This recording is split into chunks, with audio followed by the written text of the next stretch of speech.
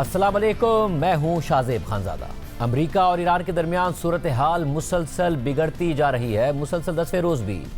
Straight of Hormuz और उसके इतराफ़ में अमेरिका और ईरान ने एक दूसरे के अहदाफ को निशाना बनाया है और सारी सूरत हाल में बैनुल-अक़वामी मार्केट्स में एक बार फिर हलचल नज़र आ रही है। मुतासिर हो रही है मार्केट्स। WTI क्रूड $85 और ब्रेंट क्रूड $92 फी बैरल की सतह पर पहुंच गया है। पाकिस्तान समेत दुनिया भर में महंगाई बुलंद रहने का खतरा एक बार फिर बढ़ गया है, क्योंकि एक जानिब अमेरिका ईरान के अंदर फौजी तनसीबात के साथ साथ सिविलियन इंफ्रास्ट्रक्चर पर हमले कर रहा है, तो दूसरी जानिब ईरान भी जवाब में खलीजी ममालिक में मौजूद अमरीकी फौजी अड्डों के अलावा सिविलियन इंफ्रास्ट्रक्चर को निशाना बना रहा है। और कुवैत का कहना है कि ईरान ने उसके मुतादिद वाटर डिसैलिनेशन और पावर प्लांट्स को निशाना बनाया है, जबकि बहरीन में अमरीकी कंपनी अमेजॉन के एक डेटा सेंटर पर हमले के बाद ईरान ने उसे तबाह करने का दावा भी कर दिया है। ऐसे में सालिस ममालिक अब भी दोनों फरीकों के दरमियान दोबारा जंगबंदी कराने की कोशिशें कर रहे हैं और 10 रोज़ा नई जंगबंदी की एक तजवीज़ भी सामने आई है। ताहम उर्दन में होने वाले एक ईरानी हमले में अमरीकी फौजियों की हलाकत के बाद अमरीकी सदर ट्रंप ने ईरान को यह धमकी दे दी है कि उसे अमरीकी फौजियों की हलाकतों की कई गुना बड़ी कीमत चुकाना पड़ेगी। साथ ही अब से कुछ देर पहले ट्रंप ने व्हाइट हाउस में लबनानी सदर जोसेफ ऑन से मुलाकात के दौरान ये दावा कर दिया है कि ईरानी उनसे मिलने के लिए तड़प रहे हैं, लेकिन जब तक वो संजीदा और बामकसद अंदाज में बातचीत के लिए तैयार नहीं होते, हमें उनसे मुलाकात में कोई दिलचस्पी नहीं है। Something that I don't know. Do you know something I don't know? Well, tell us. I will tell you. They want to desperately meet, and until they're ready to meet in a meaningful way, we have no interest in even.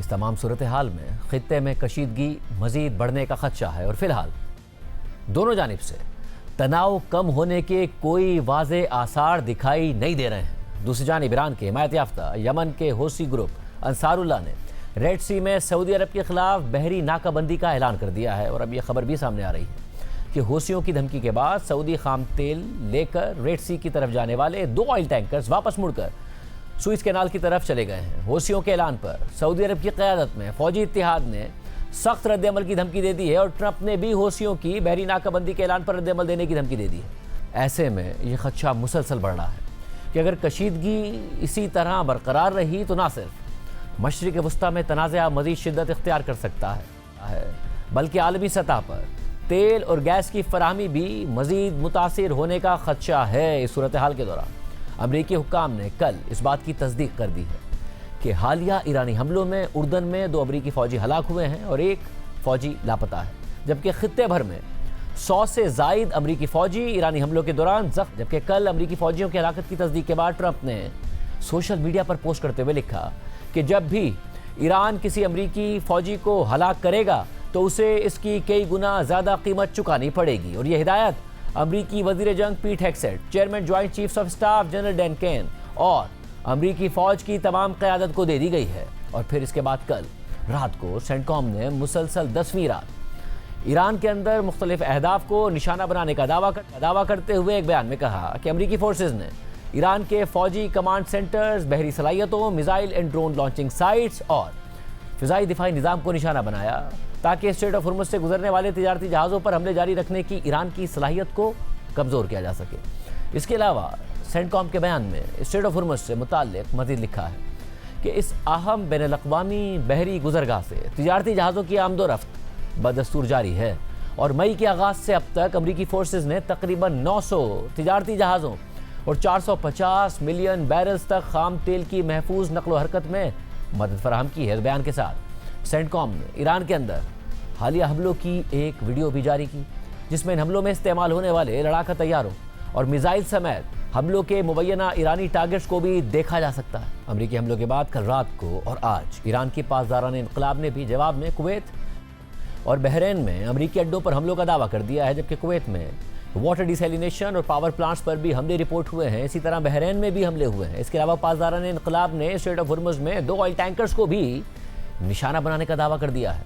पासदाराने इनकलाब ने अमरीकी अहदाफ पर हालिया हमलों के दौरान इस्तेमाल होने वाले मिसाइल्स और ड्रोन्स की वीडियो भी जारी की है। साथ ही ईरानी मीडिया की जानिब से एक ड्रोन की वीडियो जारी की गई है, जिस पर हाल ही में फीफा वर्ल्ड कप जीतने वाली स्पेन की टीम के नौजवान खिलाड़ी लमीन यमाल की तस्वीर लगी हुई है, जिसमें वो फ़लस्तीन का परचम लहराते हुए दिखाई दे रहे हैं। इस सारी सूरत हाल में ट्रंप की हालिया धमकी के बाद अमेरिका और ईरान के दरमियान जंग बंदी से ज़्यादा दोबारा मुकम्मल जंग के खदशात बढ़ रहे हैं और साथ ही रिपोर्ट सामने आ रही हैं कि इसराइल भी मुमकिन तौर पर आइंदा हमलों में शमूलियत की तैयारियां कर रहा है। इस हवाले से अमेरिकी न्यूज़ वेबसाइट एक्सियोस की रिपोर्ट के मुताबिक सदर ट्रंप ईरान की जंग में एक ऐसे अहम मोड़ के करीब आ गए हैं जहां उन्हें फैसला करना होगा और अमेरिकी और इसराइली हुक्काम के मुताबिक अब उनके पास सिर्फ 2 मुमकिन रास्ते बाकी हैं। पहला रास्ता यह है कि 10 दिन की नई जंग बंदी की कोशिश की जाए ताकि स्ट्रेट ऑफ हुर्मुज़ को दोबारा खोला जा सके, और दूसरा रास्ता यह है कि इसराइल के साथ मिलकर बड़ा फौजी हमला किया जाए ताकि ईरान को हथियार डालने पर मजबूर किया जा सके।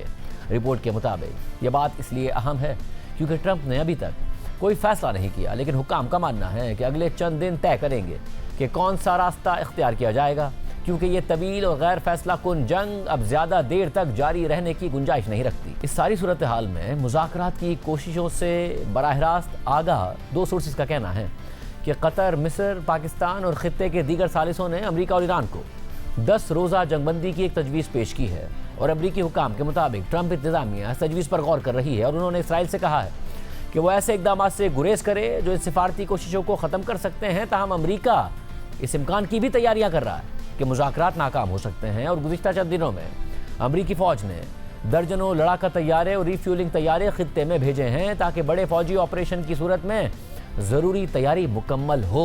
जबकि इसराइली सोर्सेज का कहना है कि इसराइली फ़ौज हाई अलर्ट पर है और आइंदा चंद दिनों में जंग को एक मुकम्मल और मरबूत फ़ौजी मुहिम में तब्दील करने की तैयारी कर रही है।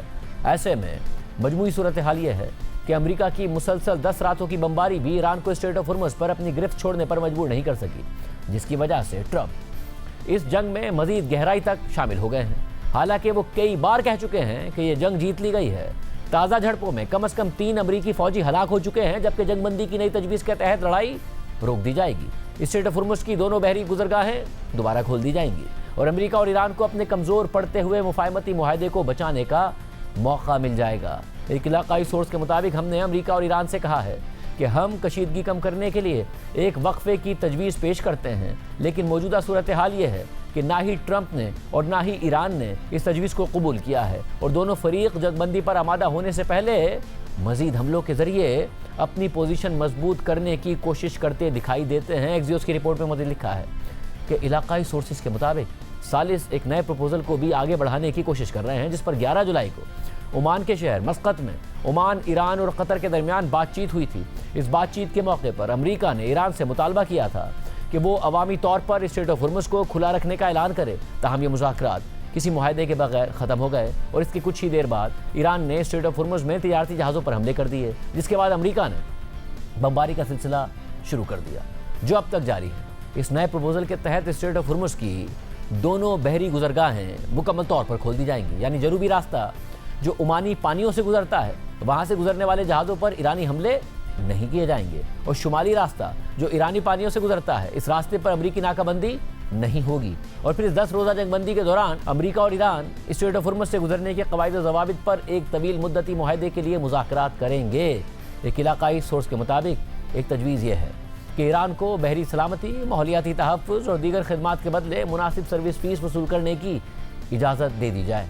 इस सोर्स ने इस हवाले से स्ट्रेट ऑफ मलाका की मिसाल दी, जहां मलेशिया, इंडोनेशिया और सिंगापुर जहाज़ों से गुजरने की फ़ीस लेने के बजाय मखसूस खिदमात के बदले में फ़ीस वसूल करते हैं। एक और तजवीज़ यह है कि ये फ़ीस एक मुश्तरका फ़ंड में जमा की जाए, जिसका इंतज़ाम इंटरनेशनल मैरीटाइम ऑर्गेनाइजेशन के साथ किया जाए। रिपोर्ट के मुताबिक इस सालिसी अमल में शामिल हुक्काम में कतरी वज़ीर आज़म मोहम्मद बिन अब्दुर्रहमान अस्सानी, कतरी नुमाइंदे अली अस्वादी, पाकिस्तान के army chief field marshal Asim Munir, मिस्र के वज़ीर ख़ारजा बदर अब्दुलाती और ओमान के वज़ीर ख़ारजा बदर अल-बुसैदी शामिल हैं। अहम बात यह है कि एक इलाकाई सोर्स के मुताबिक हफ्ते के रोज़ जंगबंदी की कोशिशों में पेशरफ्त हो रही थी, लेकिन उर्दन में ईरान के एक मिसाइल हमले में कम से कम 2 अमरीकी फ़ौजी हलाक होने के बाद अमरीका ने इस अमल से पीछे हटने का फ़ैसला कर लिया। एक सीनियर अमरीकी अहदेदार ने भी इस बात की तस्दीक की है कि मुज़ाकरात अब भी जारी हैं। ताहम उनका कहना था कि ट्रंप ने अभी ईरान के खिलाफ जवाबी कार्रवाइयाँ मुकम्मल नहीं की हैं, वो जारी हैं। अमरीकी अहदेदार के मुताबिक सदर ट्रंप की तवज्जो इस बात पर है कि ईरान को मुफाहमती मुआहदे की खिलाफ वर्जियों और स्ट्रेट ऑफ हुर्मुज़ में होने वाली मुसलसल कार्रवाइयों की कीमत चुकानी पड़े।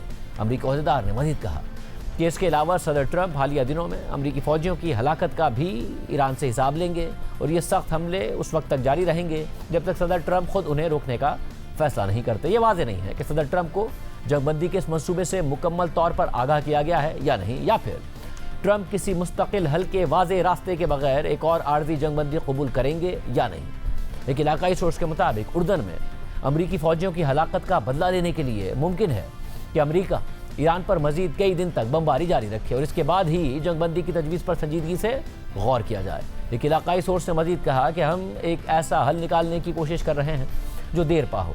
ईरान अपनी शराइत मुसल्लत नहीं कर सकता, लेकिन उसे मुकम्मल तौर पर नज़रअंदाज भी नहीं किया जा सकता। और यही वजह है कि ख़ुद अमरीकी इंटेलिजेंस इदारे भी ये अंदाज़ा लगा रहे हैं कि ईरान के ख़िलाफ़ अमरीका के हालिया हमले उस पर कुछ ज़्यादा असर नहीं डाल सके हैं और इससे ज़्यादा हमलों से भी ज़्यादा फ़र्क नहीं पड़ेगा। अमरीकी अखबार वाशिंगटन पोस्ट ने इस हवाले से लिखा है कि मौजूदा और साबिक अमरीकी हुक्काम के मुताबिक एक नई अमरीकी इंटेलिजेंस रिपोर्ट में कहा गया है कि इस वक्त जारी अमरीका के फ़िज़ाई हमलों जैसे मज़ीद फ़ौजी हमलों से ईरान की हुकूमत पर कोई बड़ा असर पड़ने या मुज़ाकरात में उसके मौक़िफ़ में कोई नरमी आने का इम्कान बहुत कम है।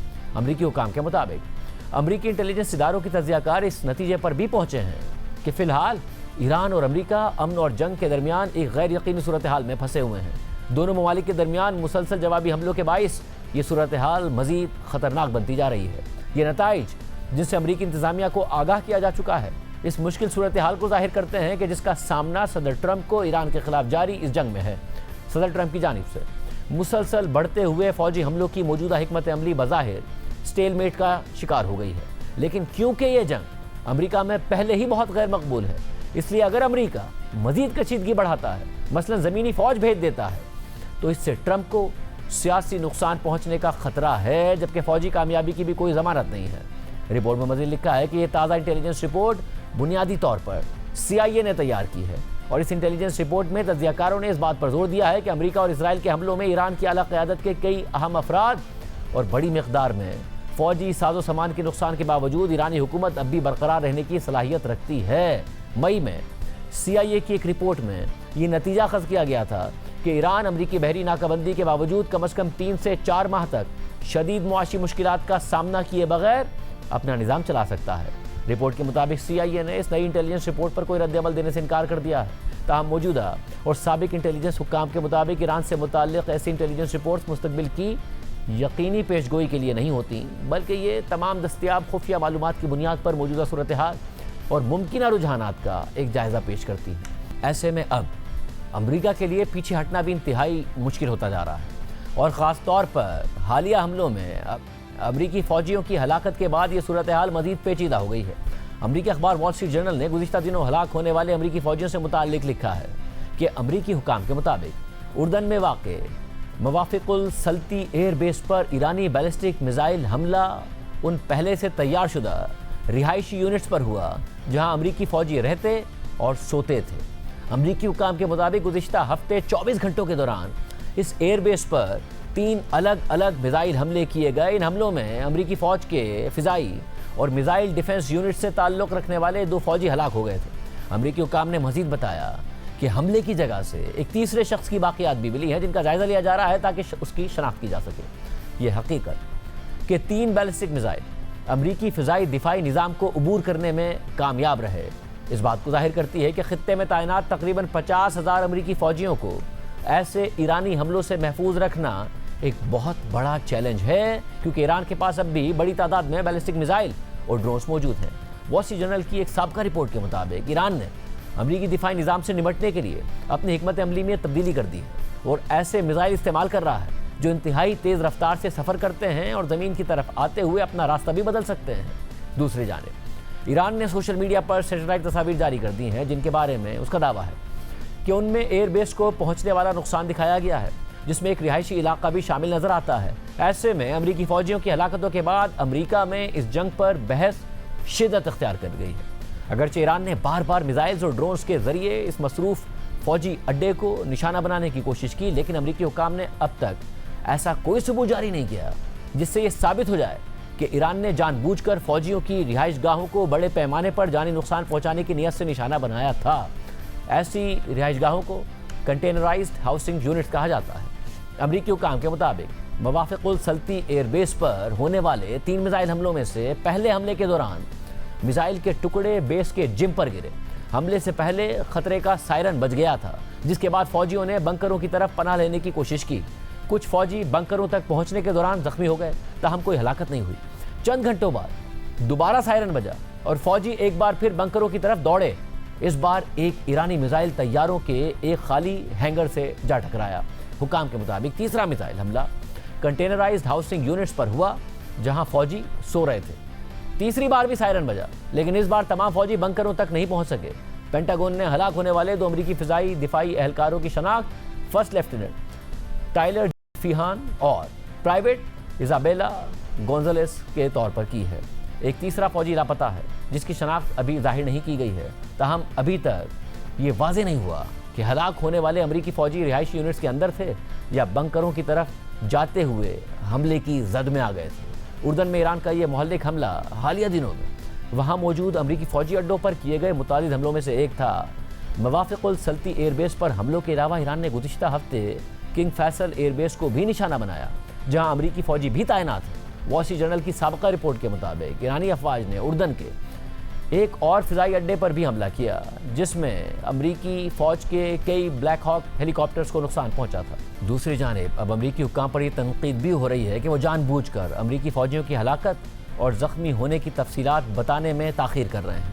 इस हवाले से CNN की रिपोर्ट के मुताबिक पेंटागन ईरान के साथ जारी जंग के दौरान अमरीकी फ़ौजियों के ज़ख्मी होने की मालूमात जारी करने में सुस्त रवि का मुजाहरा कर रहा है। पेंटागन ईरानी हमलों के असरात की अवामी तौर पर तस्दीक करने से गुरेज कर रहा है और ज़्यादातर आदाद शुमार एक फ़ौजी वेबसाइट पर जारी करता है, जिसमें कई दिन बल्कि बाज़ औक़ात कई हफ्तों की ताख़ीर होती है। हुकाम का कहना है कि यह ताख़ीर फ़ौजियों की हिफाजत के लिए की जाती है। इससे पहले जंग के इब्तिदाई मराहिल में सेंटकॉम की तरफ से ज़ख्मी होने वाले फ़ौजियों से मुताल्लिक वक्तन फ़वक्तन मालूमात जारी की जाती थी, लेकिन गुज़िश्ता चंद माह से वैसे हमलों के बारे में बाकायदगी से मालूमात फराहम नहीं कर रहे।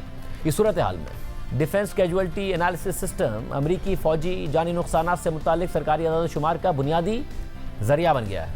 CNN के जायज़े के मुताबिक इस निज़ाम में मालूमात अपडेट करने में नुमाया ताख़ीर देखी गई है। पेंटागन के एक अहदेदार के मुताबिक तिब्बी मुआयने और दीगर ज़रूरी कार्रवाइयों की वजह से किसी ज़ख्मी फ़ौजी का रिकॉर्ड फ़ौजी निज़ाम में दर्ज होने में कई दिन या बाज़ औक़ात कई हफ्ते लग जाते हैं। ताहम उन्होंने ये भी कहा कि DCAS का डेटाबेस बाकायदगी से अपडेट किया जाता है। जून के वस्त में अमेरिका और ईरान के दरमियान मुफाहमती याददाश्त पर दस्तखत होने के बाद पीर की दोपहर तक DCAS में सिर्फ एक नई अमरीकी हलाकत रिकॉर्ड की गई थी, और वो हलाकत अमरीकी बहरिया के कमांडर गैब्रियल एडवर्ड्स की थी, जो एक हेलीकॉप्टर पायलट थे, और वो 1 जुलाई को बहरा अरब में एक हादसे के दौरान लापता हो गए थे। इस निज़ाम के मुताबिक 14 नए अमरीकी फ़ौजियों के ज़ख्मी होने का इंदराज भी मौजूद है, जो जुमे को जारी किए गए आदाद शुमार के बराबर है, और ज़ख्मी अमरीकी फ़ौजियों की आदाद शुमार बज़ाहिर बेकायदगी से और अक्सर एक साथ जारी किए जाते हैं। 13 जुलाई की डेटाबेस की अपडेट में अमरीकी फ़िज़ाइया के एक एहलकार के ज़ख्मी होने का इंदराज किया गया, जबकि 17 जुलाई की अपडेट में 10 फ़ौजियों और 3 बहरी एहलकारों के ज़ख्मी होने की इत्तला शामिल की गई।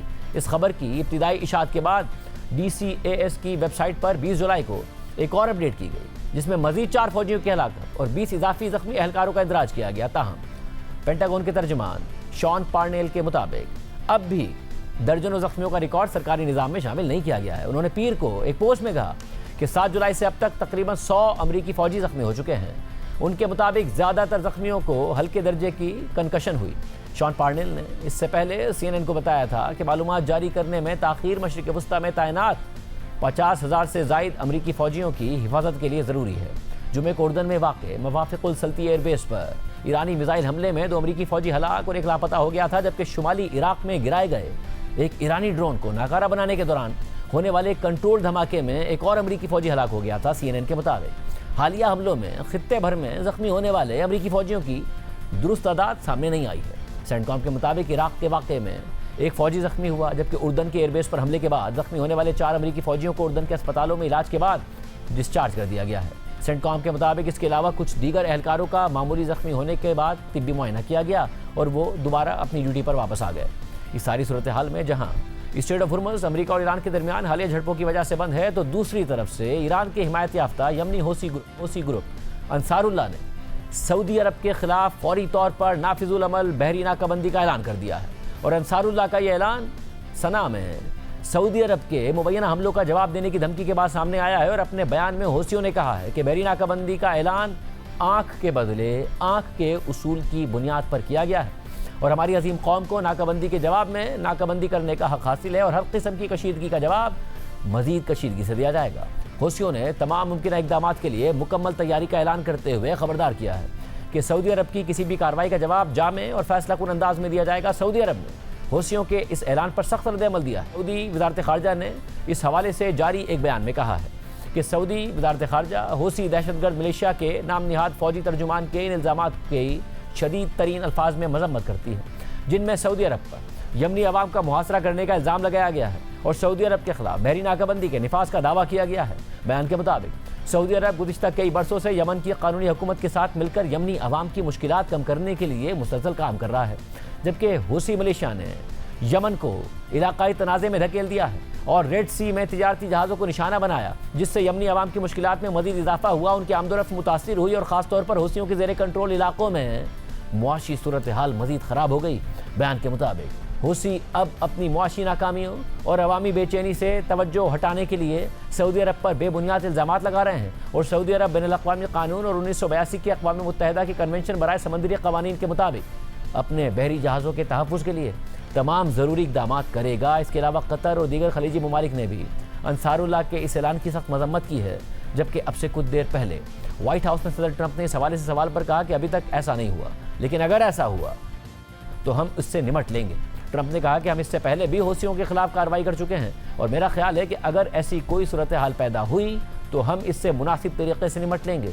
इस सारी सूरत हाल में ईरान के वज़ीर दाखिला सिकंदर मोमिनी पाकिस्तान के दौरे पर आए हुए हैं और आज उनकी वज़ीर आज़म शहबाज शरीफ और army chief field marshal Asim Munir समेत दीगर आला हुकाम से मुलाकातें भी हुई हैं। ऐसे में सूरत हाल कैसे आगे बढ़ेगी? क्या पाकिस्तान इस ममालिक एक बार फिर अमेरिका और ईरान के दरमियान मुकम्मल जंग को रोक पाएंगे? क्या कतर किरदार अदा कर पाएगा, जिस पर खुद ईरान की तरफ से हमले किए जा रहे हैं? बात करेंगे मामलात पर नज़र रखने वाले सीनियर साहबी तज़कियाकार उसामा बिन जावेद हमारे साथ मौजूद। उसामा, बहुत शुक्रिया हमें शो में ज्वाइन करने के लिए। उसामा, ज़ाहिर जंग बंदी हमें नज़र आ रहा है कि अब तो तकरीबन ख़त्म नज़र आ रही है, एक दूसरे पर हमले भी नज़र आ रहे हैं, तनकीद भी नज़र आ रही है, मगर साथ ही ये खबर भी आ रही है कि सालिस अभी भी कोशिश कर रहे हैं कि 10 रोज़ा जंग बंदी हो जाए। मुकम्मल जंग की तरफ मामला जाते नज़र आते हैं या जंग बंदी की कोई उम्मीद है? ये देखिए, उम्मीद तो मेरा ख्याल है हर वक्त रहती है कि शायद किसी किस्म की सफारतकारी कारगर साबित हो, लेकिन मसला ये है कि जब एक तरफ एक फरीक ऐसा हो जो ये कह रहा हो कि मेरे ऊपर भरोसा कीजिए, मैं पिछली दफ़ा की तरह नहीं करूँगा और हमले जारी रखे हुए, और दूसरा फरीक ये हो कि जो कह रहा हो कि जी हमारे तो सुप्रीम लीडर को भी कत्ल कर दिया, हमारे हज़ारों लोगों को भी शहीद कर दिया, तो फिर किस बात का कॉम्प्रोमाइज़। तो इसलिए सालिसों का किरदार जो है बड़ा मकबूल रह जाता है। कोशिश बहरहाल इस वक्त जारी है, लेकिन पाकिस्तान ने भी कुछ सतह पर हाथ खड़े कर दिए हैं कि भाई अगर आप ये समझते हैं कि आप एक वॉर ऑफ एट्रेशन में हैं और दोनों तरफ ये इस बात का अभी भी ये अंडरस्टैंडिंग मौजूद है कि आप किसी तरीके से जंग करके इस मामले को खत्म कर लेंगे, तो फिर अपने शौक पूरा कर लीजिए। पिछली दफा भी आप जंग कर चुके हैं, एक बार फिर कर लीजिए। तो लगता ये है कि मामला गालिबन एस्केलेट होके फिर डी एस्केलेट होंगे, लेकिन जहां तक अमेरिका का ताल्लुक है, अमेरिकी फौजियों की लाशें पहुंचना एक बहुत बड़ा सवालिया निशान है और अमेरिका को बड़ा मार्का करना पड़ेगा, उसको रिटेलिएट करना पड़ेगा, कुछ शो करना पड़ेगा, क्योंकि सदर ट्रंप का ये कहना था कि वो ये जंग जीत चुके हैं और वो इलेक्शन में जाने वाले हैं। मतलब मुझे ये भी बताइएगा कि जब मामला चल रहे थे, मुज़ाकरात चल रहे थे, उस वक्त भी आप बार बार कह रहे थे कि स्ट्रेट ऑफ हुर्मुज़ बहुत बड़ा मसला है और अब ये जो दोबारा जंग शुरू हुई है ये भी उस मसले की वजह से हुई है। अब अमेरिका का ये इसरार कि स्ट्रेट ऑफ हुर्मुज़ जंग से पहले वाली सतह पर जाए और ईरान में भी नज़र आता है कि कहीं ना कहीं तकसीम है पासदारान इनकलाब के दरमियान और सियासी क़यादत के दरमियान इस हवाले से। तो ये मसला किस तरफ हल होगा? कोई फीस की सूरत में हल हो जाए या आइदर वे ये मुज़ाकरात से हल होना मुश्किल है? मेरा ख्याल है कि सदर ट्रंप को अब इस बात का एहसास हो चला है कि स्ट्रेट ऑफ हॉर्मुज़ के मामला दोबारा उस सतह पर जिस पर वो पहले थे जंग से पहले, वो नहीं आ पाएंगे। यकीनन इसमें किसी न किसी किस्म का कॉम्प्रोमाइज करना पड़ेगा। खलीजी ममालिक की तरफ से हमें नजर आया है कि शायद कोई अगर एक टेम्पररी आर्जी किस्म का कोई टोल ले लिया जाए और उस पर मामला तय हो जाए तो शायद उस पर भी राजी हो। ओमान और ईरान का जो मुज़ाकरात की जो आपकी मुफाहमत की यादाश्त पे दस्तखत हुए थे, ईरान और ओमान को इस बात पे तय करना था कि वो किस तरीके से इस आपनाए को खोल के रखेंगे। लेकिन जैसा कि मैं बार बार ये आपको कह चुका हूँ कि स्टेट ऑफ हॉर्मूज, आपका हॉर्मूज वो मामला है जो कि ईरान का न्यूक्लियर वेपन है। ईरान ने अपना न्यूक्लियर वेपन इस्तेमाल कर लिया है और अब उसको उस हालत में वापस चले जाना जिसमें वो पहले था, ये यकसर मुमकिन नहीं। अब मामला यहाँ पर ये देखना है कि बाकी तमाम ममालिक के लिए बशमूल पाकिस्तान और खलीजी ममालिक के लिए आबना हॉर्मूज का कौन सा कंट्रोल काबिल कबूल है, और यकीनन ये कहीं ना कहीं पर इन्हें आपस में तय करना पड़ेगा, क्योंकि अगर वो अमेरिका के इंतजार में रहे तो अमेरिका तो जितना जी चाहे इसको तूल दे सकता है। यकीनन अमेरिका के लिए इसकी एक बहुत बड़ी कीमत तो चुकानी पड़ रही है, लेकिन वो कीमत नहीं है जो इस खित्ते को चुकानी पड़ रही है। तो इस खित्ते के लिए हर आने वाला घंटा, हर गुजरने वाला दिन, गुज़श्ता 100 दिनों से ज्यादा हो जाने के बाद जो मईशतें हैं वो आहिस्ता आहिस्ता तेजी से स्पाइरल डाउनवर्ड्स कर रही हैं, और इस वजह से जरूरत इस बात की है कि इस खित्ते को किसी न किसी किस्म के हल की तरफ जाना पड़ेगा। अगर वो नहीं हुआ तो मामला तूल पकड़ेंगे, और तूल पकड़ते मामला में सिवाय इसराइल के किसी को फायदा नहीं होने वाला। मतलब और दोनों में से जब पिछली दफ़ा मुज़ाकरात हुए तो नज़र आ रहा था कि नहीं चाहते सदर ट्रंप जंग तवील हो, और इसलिए उन्होंने नज़र आ रहा था कि किसी भी तरीके से मुज़ाकरात से हल निकले। अब अगर यहाँ से मामलात आगे बढ़ते हैं तो कौन ज़्यादा अफोर्ड कर सकता है इस वक्त जंग का तवील होना, क्योंकि ईरान ने भी ज़ाहिर बाद में बाक़र कालिबाफ का स्टेटमेंट ज़रूर आया कि जो नेवल ब्लॉकेड था उससे हम कुछ नहीं बेच पा रहे थे, नुकसान हो रहा था ईरान की मईशत को भी। मुख्तलिफ रिपोर्ट सामने आ रही थी जिसमें नज़र आ रहा था कि वहाँ पर अशिया की किल्लत हो गई है। इस वक्त अगर ये तवील होती है, दोनों में से अभी भी अमेरिका डिसएडवांटेज में?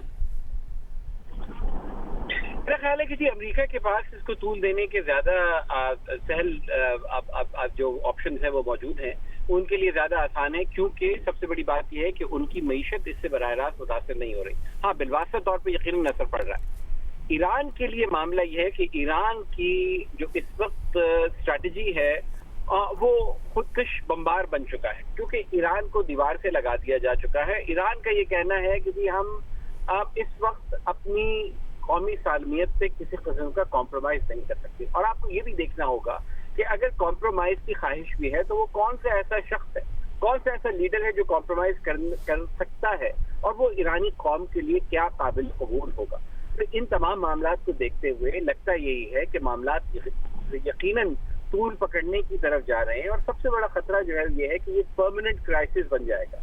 जैसे कि इंडिया और पाकिस्तान के बहुत सारे मामलात हैं, एक परमानेंट क्राइसिस शायद ईरान की ज़बू हाली में तो इजाफा कर सके। ईरान के पास वॉर इकोनॉमी में बहुत सारे ऑप्शंस मौजूद हैं, उसके पास ब्लैक सी है, उसके पास चीन और रूस के दरमियान बहुत सारे ऐसे मामलात हैं जिससे उसके आमद और रफ्त जो है वो यकीनन अस्करी तौर पे जारी है।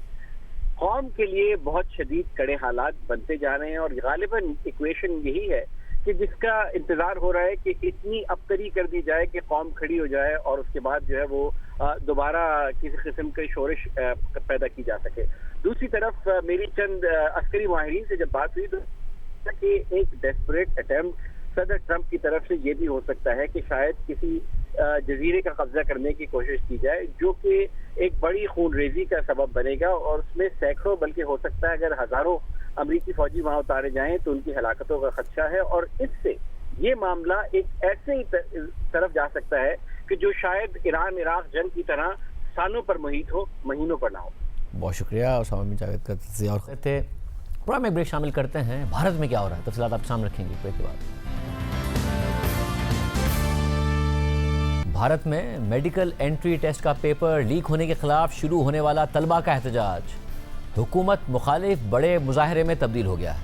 पहले सिर्फ वजीर तालीम का इस्तीफ़ा मांगा जा रहा था, मगर अब खुद वजीर आज़म मोदी और वजीर दाखिला अमित शाह से भी इस्तीफ़ा मांगा जा रहा है। मुल्क की बड़ी सियासी जमातें तलबा और कॉकरोच जनता पार्टी के एहतजाज के पीछे खड़ी हो गई हैं, और गुज़िश्ता रोज़ तलबा पर किए गए क्रैकडाउन और तशद्दुद के खिलाफ आवाज़ उठाई जा रही है और इज़हार यकजहती किया जा रहा है। आज दिल्ली में वज़ीर आज़म मोदी की सरकारी रिहाइशगाह के बाहर कांग्रेस की क़यादत ने धरना दे दिया और मरकज़ी गेट के बाहर बैठ गए। धरने में दीगर जमातों के कायदीन भी शरीक हुए। अपोजिशन की क़यादत को वज़ीर आज़म हाउस के बाहर से हटाने के लिए मोदी हुकूमत ने पुलिस फोर्स भेज दी और अपोजिशन लीडर राहुल गांधी, प्रियंका गांधी और अखिलेश यादव समेत अपोजिशन कायदीन को हिरासत में ले लिया गया और उन्हें घसीटते हुए पुलिस वैन में बिठाया गया, जिसकी तस्वीरें और वीडियोज़ वायरल हो रही हैं। फिर खबर सामने आई कि अपोजिशन कायदीन को अलग अलग थानों में मुंतकिल कर दिया गया और फिर यह खबर सामने आई कि राहुल गांधी समेत अपोजिशन अरकान को दिल्ली के एक स्टेडियम ले जाया गया है। अहम बात यह है कि इस तनाज़े को 3 महीने से ज़्यादा का वक्त गुजर चुका है, लेकिन मोदी हुकूमत की गैर संजीदगी की वजह से मामला दिन ब दिन ख़राब होता जा रहा है। जो मुखालफत करता है या जो एहतजाज करता है उसकी हुब्बुल वतनी पर सवाल उठा दिया जाता है, रियासती मशीनरी का इस्तेमाल किया जाता है, मगर मामला हल नहीं किया जा रहा है। भारत में हर साल मई में मेडिकल कॉलेजेस में दाखिले का इम्तिहान लिया जाता है। इस इम्तिहान को the national eligibility entrance test यानी नीट कहा जाता है।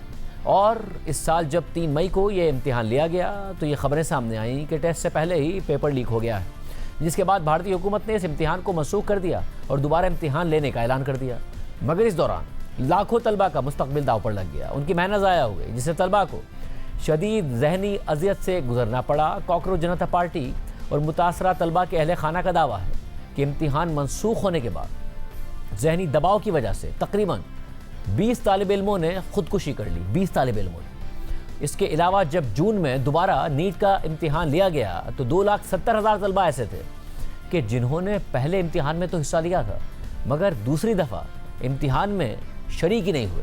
और इस पूरी सूरत हाल में शदीद फ्रस्ट्रेशन का शिकार तलबा मुल्क भर में सड़कों पर एहतजाज करते रहे।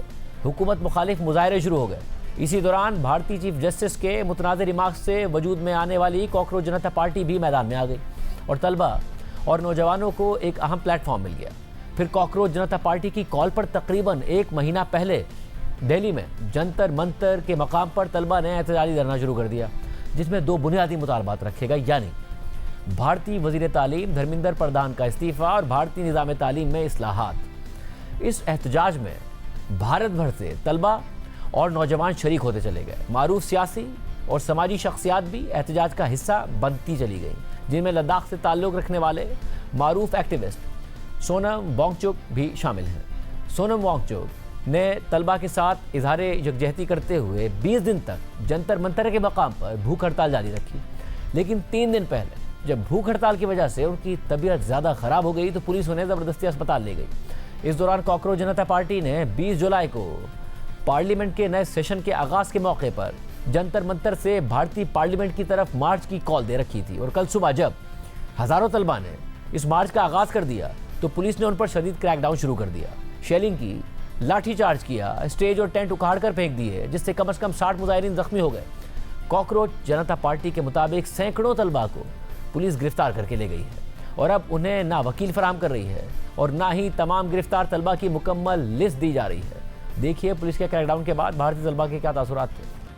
यहाँ चारों तरफ भारी हुजूम है और बड़ी तादाद में पुलिस बल यहाँ पे तैनात हैं जो लोगों को यहाँ से हटा रहे हैं। अपने ही देश में ऐसा महसूस कर रहे हैं जैसे हम गुलाम हो गए।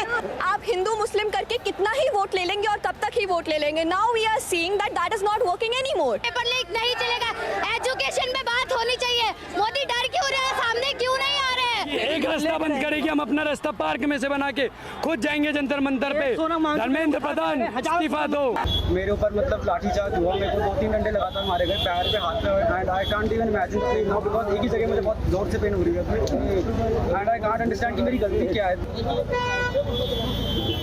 सत्ता खत्म होने के बाद तुम्हारी औकात दिखाएंगे कि क्या है औकात। और इस एहतजाज में एक ऐसे वालिद भी शरीक थे जिनके बेटे ने पेपर लीक तनाज़े के बाद खुदकुशी कर ली थी। कॉकरोच जनता पार्टी और भारतीय तलबा पर पुलिस के इस क्रैकडाउन के बाद ये तनाज़ा मज़ीद शिद्दत अख्तियार कर गया। पूरी दुनिया में हेडलाइंस लगना शुरू हो गई और भारतीय तलबा के एहतजाज को ज़्यादा तवज्जो मिल गई। कई समाजी और सियासी शख्सियात धरने के मकाम पर पहुँच गईं, जबकि मार्च शुरू होने से पहले भी कई अहम शख्सियात जंतर मंतर पहुँच गई थीं, जिनमें बॉलीवुड अदाकार प्रकाश राज और शबाना आज़मी भी शामिल थी। हम लोग यहाँ बिल्कुल पीसफुल प्रोटेस्ट करने के लिए आए हैं। जो हमारे मुल्क की संविधान हमको जो हक देता है, हमारा कोई इरादा नहीं है कि किसी तरह की कोई वायलेंस हो।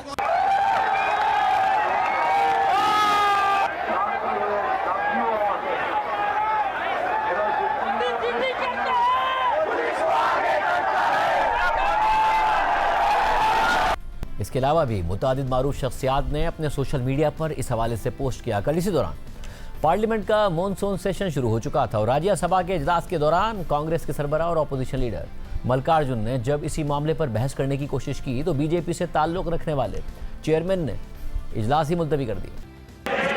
सर, ये स्टूडेंट का मामला है, ये स्टूडेंट का मामला है जो लाखों बच्चों की भविष्य है, उनके भविष्य के बारे में मैं बात कर रहा हूं। और उसके लिए आज यहाँ जंतर मंतर पे हजारों बच्चे वहां पर आए हैं, वहां लाठी चार्ज हो गया है, गवर्नमेंट मारने की कोशिश कर रही है, गवर्नमेंट दबाने की कोशिश कर रही है, गवर्नमेंट पकड़ने की कोशिश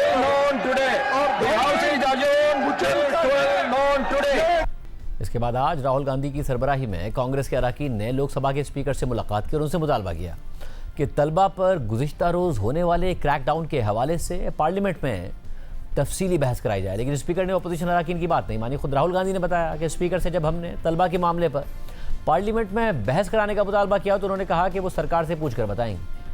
स्पीकर के पास गए हमने कहा कि देखिए हम स्टूडेंट इशू पे डिस्कस करना चाहते हैं और स्पीकर ने हमें कहा कि डिस्कशन के लिए उन्हें सरकार से पूछना है। मतलब आप समझिए, speaker is telling us that to debate in parliament he has to take permission from the government. Dharmendra Pradhan, he's an intermediary. Absolutely, he should resign. Dharmendra Pradhan hasn't beaten up the students. Home Minister has. He should resign. And Home Minister reports to Prime Minister. He should resign. What is going on? साथ ही कांग्रेस की क़यादत ने अस्पताल में जख्मी तलबा से मुलाकात की। इसी तरह कांग्रेस की क़यादत ने तलबा से ज़ाहिर यकजहती के लिए वज़ीर आज़म मोदी की सरकारी रिहाइशगाह के बाहर धरना दे दिया, जिसमें कांग्रेस के सदर मल्लिकार्जुन, अपोजिशन लीडर राहुल गांधी और प्रियंका गांधी भी शरीक थे। साथ ही समाजवादी पार्टी के रहनुमा अखिलेश यादव भी इस धरने में शरीक नजर आए। इस धरने को पुलिस ने ख़त्म करवा दिया और फिर दिल्ली पुलिस ने धरने के मकाम से अपोजिशन कायदीन को हिरासत में ले लिया। इससे पहले कांग्रेस की क़यादत वज़ीर आज़म हाउस के बाहर धरने में वज़ीर तालीम धर्मेंद्र प्रधान के साथ साथ खुद वज़ीर आज़म मोदी के इस्तीफे का मुतालबा करती रही।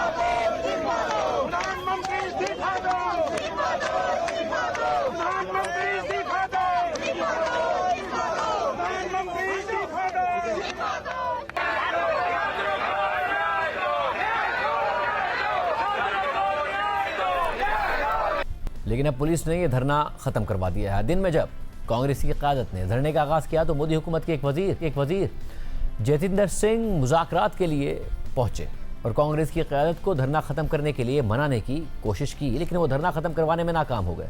ताहम बाद में उन्होंने अपने एक बयान में बताया कि राहुल गांधी ने यह मुतालबा रखा था कि अगर हुकूमत पेपर लीक समेत इससे जुड़े तमाम मसाइल पर पार्लियामेंट में बहस के लिए राज़ी हो जाती है तो ये एहतजाज फौरी तौर पर ख़त्म हो जाएगा। भारतीय वज़ीर के बयान के मुताबिक कुछ ही देर बाद राहुल गांधी को यह यकीन दहानी करा दी गई कि हुकूमत इन मामलात पर पार्लियामेंट में बहस कराने के लिए तैयार है और उनका मुतालबा मान लिया गया है। लेकिन राहुल गांधी ने जवाब दिया कि वो सिर्फ इस बात पर राज़ी नहीं होंगे बल्कि वज़ीर तालीम के इस्तीफे की भी यकीन दहानी कराई जाए। साथ ही आज इस पूरे तनाज़े पर पहली दफ़ा खुद वज़ीर आज़म मोदी का मौक़िफ़ भी सामने आ गया है। आज पार्लियामेंट के सेशन के हवाले से दिल्ली में हुकूमती इत्तिहाद NDA का मुशावरती इजलास हुआ, जिसमें वज़ीर आज़म मोदी भी शरीक हुए थे। BBC हिंदी के मुताबिक इस इजलास में वज़ीर आज़म मोदी ने पेपर लीक के मामले पर हुकूमत का मौक़िफ़ पेश किया। मीटिंग के बाद पार्लिमानी उमूर के वज़ीर ने मीडिया को बताया कि वज़ीर आज़म मोदी ने कहा कि जब पेपर लीक की खबर आई तो हुकूमत ने फौरी एक्शन लिया और 12 लोगों को गिरफ्तार करके जेल भेज दिया गया। साथ ही तलबा के मुस्तकबिल को तरजीह देते हुए किसी ताख़ीर के बगैर दोबारा इम्तिहान भी ले लिया गया। वज़ीर आज़म मोदी ने अपनी हुकूमत के अहदेदारों से कहा कि पेपर लीक में मुलव्विस अफराद को सख्त तरीन सज़ा दी जाए।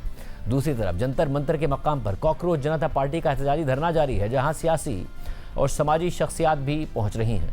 आम आदमी पार्टी के सरबराह अरविंद केजरीवाल भी आज शाम को जंतर मंतर पहुंचे और जख्मी तलबा से मुलाकात की। इसके अलावा कॉकरोच जनता पार्टी के बानी अभिजीत दीपके ने कहा है कि एक लंबी जंग है और हम ये जंग सिर्फ लड़ेंगे नहीं बल्कि जीतेंगे भी। हमारी जो डिमांड्स है वो पहले से वही है। धर्मेंद्र प्रधान का resignation, 1 crore compensation to the families of the victims and immediate release of Sonam Wangchuk. And to all the protester I want to say that it's a long battle but we are going to fight this battle and not just going to fight, we are going to win this battle. If the government wants to have talks again, they have to come to Jantar Mantar, we won't be going to them now. इसके अलावा सोनम वांगचुक की अहलिया ने अस्पताल में उनसे मुलाकात के बाद कहा कि तलबा पर पुलिस के क्रैकडाउन के बाद सोनम वांगचुक ने भी भूख हड़ताल जारी रखने का ऐलान किया। हंगर स्ट्राइक का सोनम ने डिसाइड किया है कंटिन्यू रखने का, क्योंकि कल जिस क्रूरता और निर्दयता के साथ बच्चों के साथ दुर्व्यवहार किया गया, उनको पीटा गया, लाठीचार्ज किया गया, टीयर गैस डाला गया, उनके साथ सॉलिडारिटी दिखाते हुए उन्होंने अपना हंगर स्ट्राइक एक्सटेंड किया है कि जब तक इन बच्चों को पार्लियामेंट सुनता नहीं है। भारत में तलबा के एहतजाज पर हुकूमती क्रैकडाउन के हवाले से एमनेस्टी इंटरनेशनल ने तशवीश का इजहार किया है और अपने बयान में कहा है कि पुलिस ने पुरअमन मुजाहिरीन पर गैर ज़रूरी ताकत का इस्तेमाल किया, पार्लियामेंट जाने के रास्ते में रुकावटें खड़ी की, साथ ही पुरअमन एहतजाज के हक को रोकने के लिए मेट्रो सर्विस और इंटरनेट भी बंद कर दिया गया। आज के प्रोग्राम में इतना है। इजाज़त दीजिए। अल्लाह हाफ़िज़।